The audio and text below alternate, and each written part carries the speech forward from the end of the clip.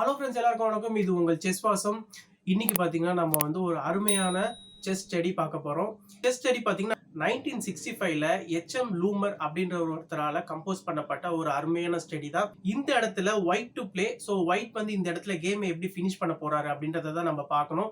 இந்த இடத்துல என்ன நடக்குதுன்னு பார்த்தீங்கன்னா, ஒயிட்டு கிட்ட வந்து ஒரே ஒரு குயின் அண்ட் ஒரே ஒரு ரூக் தான் இருக்காங்க. அண்ட் ஒயிட் கிட்ட வந்து ஒரு நைட் இருக்காங்க. பிளாக் கிட்ட என்னதான் ஒரு பீஸ் கம்மியா இருந்தாலுமே இந்த இடத்துல அவர்கிட்ட ஹெவியான 2 பாசர் பான் இருக்கு. ஸோ இந்த 2 பாசர் பானை பார்க்கறதுக்கு நம்மளுக்கு வந்து ஃபர்ஸ்ட் எப்படி தடுக்க போறோம் அப்படின்றது தான் தோணும். இந்த இடத்துல ஒயிட்டோடைய கண்டினியூவேஷன் எப்படி இருக்க போகுதுன்னு நீங்க கேட்டீங்கன்னா, கிங் E3 பிளே பண்ணலாம். கிங் E3 மூலியமா ஒரு செக் தரும் நம்ம கிங்குக்கு. நீங்க நினைக்கலாம், கிங் E3 பிளே பண்றதுக்கு நான் வந்து கிங்க வந்து G3க்கும் பிளே பண்ணலாமே, கிங் G3 பிளே பண்ணாலுமே இங்க ரூக் மூலமா ஒரு ஓப்பன் செக் வருது அப்படின்னு நீங்க நினைக்கலாம்.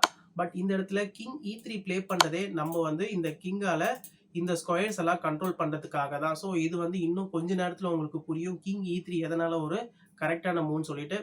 இந்த இடத்துல பிளாக் உடைய கிங் பாத்தீங்கன்னா ஒன்னு B3 போகணும், அப்படி இல்லைன்னா A5 B5 C5 இங்க எங்கேயாவது போய் ஆகணும். சப்போஸ் பிளாக் உடைய கிங் வந்து 5th ரேங்க்ல எங்க போனாலுமே நம்ம வந்து ரூக் டெக்ஸ் ரூக் பிளே பண்ணிக்கலாம். ரூக் டெக்ஸ் ரூக் மூலியமா நம்ம வந்து பிளாக் உடைய குயினை வந்து வின் பண்ணிடலாம். இப்போ நீங்க குயின் டெக்ஸ் ரூக் பிளே பண்ணாலுமே குயின் டெக்ஸ் குயினுக்கு அப்புறமா இந்த இடத்துல என்ன ஆகுது, இது வந்து ஒரு செக்கோட வருது இல்லையா.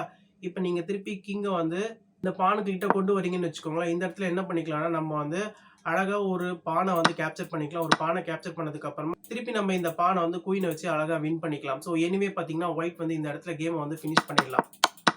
அதனால இந்த பொசிஷனை பொறுத்த வரைக்கும் பிளாக்கால வந்து 5th ரேங்க் எங்கேயுமே போக முடியாது. ரூக் டெக்ஸ் ரூக் செக் மூலியமா நம்ம வந்து குயினை வின் பண்ணிடலாம்.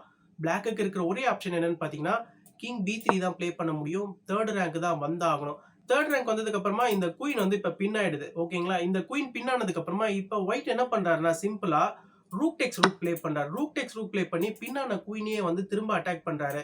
இப்ப பின்னான குயினை திரும்ப அட்டாக்ல இருக்கிறதுனால இந்த குயினை வச்சு நம்ம குயினை கேப்சர் பண்ணி தான் ஆகணும். அப்படி இல்லைன்னா பிளாக் உடைய குயின் போயிடும். இப்போ ஒயிட்டுக்கு வந்து ஒரு பிரில்லியண்டான மூவ் இருக்கு. அது என்ன மூவ்னு பாத்தீங்கன்னா, rook B5 check. So rook B5 check பாத்தீங்கன்னா ஒரு பியூட்டி ஆஃப் த மூவ். இந்த பொசிஷனை பொறுத்த வரைக்கும் இந்த இடத்துல கிங்கால எங்குமே போக முடியாது. கிங் எங்க போனாலுமே செக்மேட் ஆயிடுவாரு. இந்த இடத்துல கிங் வந்து போறதுக்கான பாசிபிலிட்டிஸ் என்னன்னு கேட்டீங்கன்னா, கிங் வந்து இந்த 4 ஸ்கொயர்ல எங்க வேணா போலாம். பட் எங்க போனாலுமே செக்மேட் ஆயிடுவார். ஃபர்ஸ்ட் கிங் வந்து A4 போனார்னா என்ன ஆகும்னு காட்டுறேன். கிங் A4 போனார்னா நைட் டெக்ஸ் C3 பாத்தீங்கன்னா ஒரு சூப்பரான செக்மேட். இந்த ரூக்கை வந்து நைட் வந்து சூப்பரா கார்ட் பண்ணிட்டு இருக்காரு. கிங் வந்து C4 போனார்னு வச்சுக்கோங்களேன். நைட் டெக்ஸ் A3 பாத்தீங்கன்னா இன்னொரு ஒரு சூப்பரான செக்மேட். இந்த ரூக்கை பாத்தீங்கன்னா திருப்பி இந்த நைட் வந்து சூப்பரா சேஃப் கார்ட் பண்ணிட்டு இருக்காரு. அப்படி இல்லையா, கிங் வந்து A2 வராருன்னு வச்சுக்கோங்களேன். இந்த இடத்துல நைட் டெக்ஸ் C3 பாத்தீங்கன்னா ஒரு சூப்பரான செக் வரும். இப்ப கிங் A1 தான் பிளே பண்ணி ஆகணும். நெக்ஸ்ட் நம்ம ரூக் எடுத்து வந்து B1ல போட்டு ஒரு சூப்பரான செக்மேட் டெலிவர் பண்ணலாம். ஃபைனலா கிங் வந்து C2 போறாருன்னு வச்சுக்கோங்களேன். நம்ம வந்து நைட் டெக்ஸ் A3 செக் கொடுக்கலாம். இப்ப திருப்பி கிங் வந்து எங்க வரலாம், கிங் ஒன்னு C1 வரலாம், அப்படி இல்லைன்னா D1 வரலாம். கிங் C1 வந்தாருன்னா ரூக் B1 வந்து ஒரு சூப்பரான செக்மேட். அப்படி இல்லையா, கிங் C1 வந்தாலுமே ரூக் B1 பாத்தீங்கன்னா ஒரு சூப்பரான செக்மேட். இந்த இடத்துல இந்த செக்மேட்டுக்கு E3ல இருக்கிற கிங்கும் வந்து சப்போர்ட் பண்ணிட்டு இருக்காரு. நம்ம ஃபர்ஸ்டே ஒயிட் உடைய கிங் எடுத்துட்டு வந்து E3ல போட்டு ஒரு ஓப்பன் செக் கொடுத்தோம் பாத்தீங்களா. அப்ப எதுக்காக நம்ம கிங்க E3ல போடுவோம் அப்படின்றது உங்களுக்கு கொஞ்ச நேரத்துல புரியும்னு சொன்னோம் இல்லையா. அந்த கிங் E3 தான் இப்ப இந்த கிங்க வந்து வெளியில எங்கேயுமே போக விடாம செக்மேட்டுக்கு ஹெல்ப் பண்ணிட்டு இருக்காரு. ஸோ ஃபைனலா இந்த பசில் மூலியமாவும் நம்ம வந்து ஒரு அட்டகாசமான செக்மேட் வந்து டெலிவர் பண்றோம். அண்ட் நம்ம பார்க்க போற அடுத்த பசில் என்னன்னு பாத்தீங்கன்னா 1937ல கம்போஸ் பண்ணப்பட்ட பசில் தான். இது வந்து P. யுவக்கர் அப்படின்ற ஒருத்தரால கம்போஸ் பண்ணப்பட்ட பசில் தான். இப்போ நீங்க பார்த்துட்டு இருக்க இந்த பொசிஷன் தான். இதுல வந்து ஒயிட் டு பிளே, ஒயிட் வந்து கேம் வந்து எப்படி ஃபினிஷ் பண்ண போறாரு அப்படின்றத தான் நீங்க பார்க்க போறீங்க. இந்த இடத்துல ஒயிட்டோடைய இந்த 2 பான் வந்து ப்ரொமோட் ஆகிறதுக்கு ரெடியா இருக்காங்க. பட் பிளாக் உடைய பிஷப் வந்து தற்சமயத்துக்கு ஸ்டாப் பண்ணிட்டு இருக்காங்க. பட் பிளாக் உடைய பானும் வந்து இந்த இடத்துல ப்ரொமோட் ஆகிறதுக்கு ரெடியா இருக்காங்க இந்த ரூக் உடைய சப்போர்ட்னால. இதை நம்ம எப்படி அச்சீவ் பண்ண போறோம் இந்த இடத்துல ஒயிட்டை வின் பண்ண வைக்கிறதுக்கு அப்படின்றது நீங்க பாத்தீங்கன்னா, இந்த இடத்துல ஒரு சூப்பரான மூவ் என்னன்னு பாத்தீங்கன்னா, பிஷப் G7 பிளே பண்ணலாம். பிஷப் G7 மூலியமா நம்மளுடைய பிஷப்பையே நம்ம வந்து சாக்ரிஃபைஸ் பண்றோம். இந்த இடத்துல பிஷப் டெக்ஸ் பிஷப் பிளே பண்ணணும்னு வச்சுக்கோங்களேன். சிம்பிளா திருப்பி பான் டெக்ஸ் பிஷப் மூலியமா இந்த 2 பான்ல ஏதாவது ஒரு பானை நம்ம ப்ரோமோட் பண்ணி அழகா கேமையே வந்து ஃபினிஷ் பண்ணிடலாம். அதனால இந்த இடத்துல பிளாக்கால பிஷப் டெக்ஸ் பிஷப் பிளே பண்ண முடியாது. அண்ட் அது மட்டும் இல்ல, பிளாக் உடைய ரூக்கும் அட்டாக்ல இருக்கு இல்லையா. அதனால இப்ப நம்ம என்ன பண்றோம், நம்மளுடைய ரூக்கை தான் காப்பாத்தி ஆகணும். இப்ப ரூக் B1 பிளே பண்றாருன்னு வச்சுக்கோங்களேன். இந்த இடத்துல என்ன ஆகுதுன்னா, நம்ம இந்த பிஷப்பை வந்து கேப்சர் பண்ணிக்கலாம். இந்த பிஷப்பை கேப்சர் பண்ணதுக்கு அப்புறமா இப்ப A2 பிளே பண்ணி அவருடைய பானை ஃபர்தரா ப்ரோமோட் பண்ண வராரு ரூக்கோடைய சப்போர்ட்னால.